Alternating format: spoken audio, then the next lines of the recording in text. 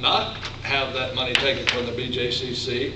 And I guarantee you, Cooper Green and the delegation is going to fight not to have that indigent care unearmarked.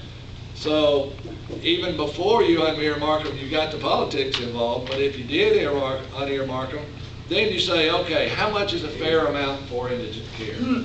Just an example, and I don't mean to run along again, but you know, in Jefferson County, there's 3 entities that do clinics, healthcare clinics, and they're mostly indigent care clinics. You've got the federal clinics, which is the health care for the homeless, and there's 4 or 5 around the Jefferson County. You've got Cooper Green doing clinics, and there's 3 of those that you're funding with your tax dollars. Now the health department has started doing health care clinics, and they've got 4 or 5. So how many do we need? How many is enough to do, you know, indigent care? Right now it's $77 million in Jefferson County.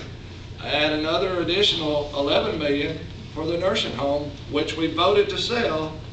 The tornado did some damage to it, so there's a holdup. So, you know, that's how much is enough? As a comparison, Grady Memorial in Atlanta gets about $84 million from 2 counties, and they have a 953-bed hospital that's a level 1 trauma center. So a lot of business goes there, a lot of the patients goes there. Cooper Green has an average patient occupancy rate of 40 patients. You know, at one time, UAB was in negotiation to purchase Cooper Green, because I know someone who was involved in the negotiations, and it was rejected by the county commission at that time. That was agreed by Larry Langford, my friend. And Jeff German before him. Like I said, I know the person who was negotiating the deal on that. And, right. And why is that not being revisited again? Who says it isn't?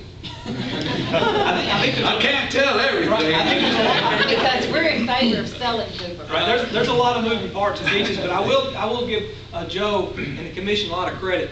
And before, the local delegation and the commission, as you guys know, did not talk. Joe's been down to Montgomery the last 3 weeks in a row, basically. And he's doing a great job of going around and talking to all the folks down there and educating us on what the county needs. And so we're going to try to do everything we can to help him. You know, it's a balancing act.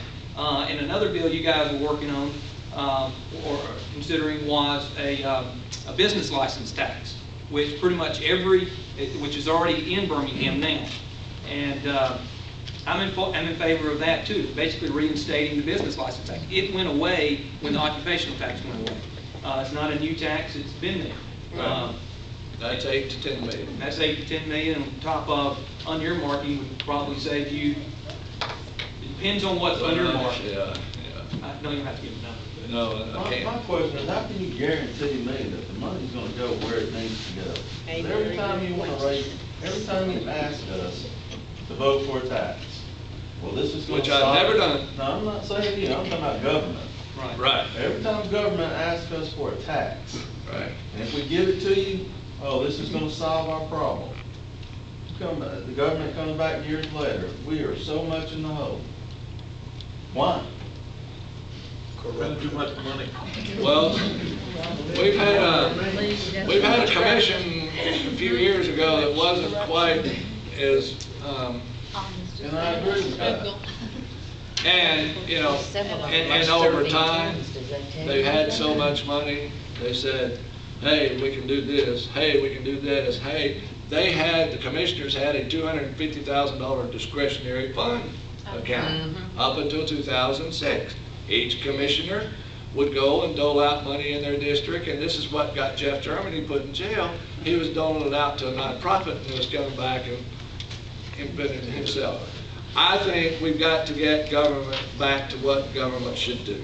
Government, a county government, we are an extension of the state. We carry on functions on behalf of the state.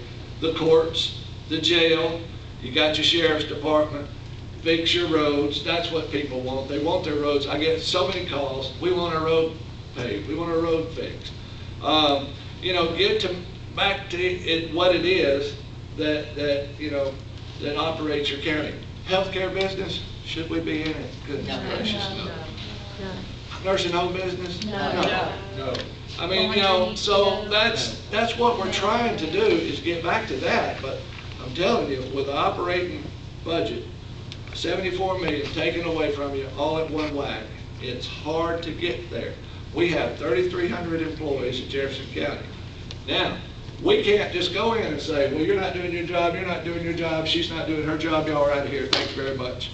Can't do that in government. We have a personnel board. Jefferson County Personnel Board. As a result of a federal judge in 1982, of which we are still under. So we can't just go in there and say, you're not doing a good job. You have to go through all these steps to get rid of one person. You can do, we cut 8 hours out of the workforce we cut our workforce back to 32 hours. You can do that. You can cut across the board. That was what I was kind of in favor of. But we didn't. We went to a 32-hour work week in order to save money. I mean, we're literally, I mean, the ball is getting smaller. But this commission is committed to doing what's right. But we're just starting out in such a hole and with such a screwed up finances that we have to work with. We're trying to get that straight. We're trying to get it worked out. We know where we want to go. It's going to take a while to get there if we can get some help. Commissioner, Senator, Yes. we're ignoring the 800-pound gorilla in the room. All right.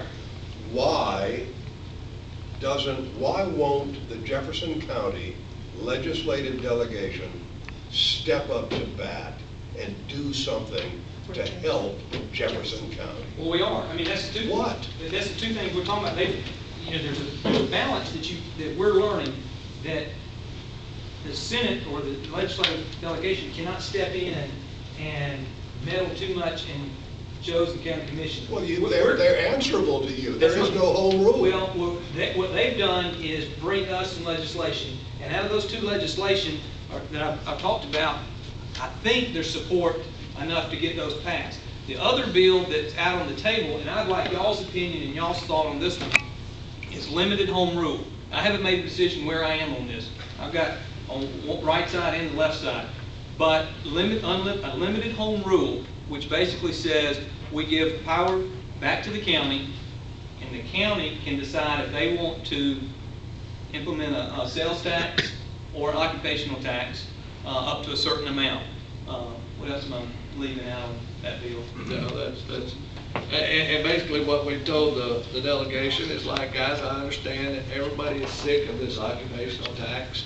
You know, it's been litigated for the last, since 1999 anyway, so everybody's kind of, every time we get one, we think we got it right, and then, you know, you got these lawyers out there, and I'm a lawyer, but you got these lawyers going, oh, I'm gonna get rich on this with some file. They file the lawsuit, and then some judge follows them, and they, you know, the occupational tax gets overturned, and then the last time they did it on a technicality that it wasn't advertised properly, so again, some more lawyers filed a lawsuit. So people are really getting occupational tax weary.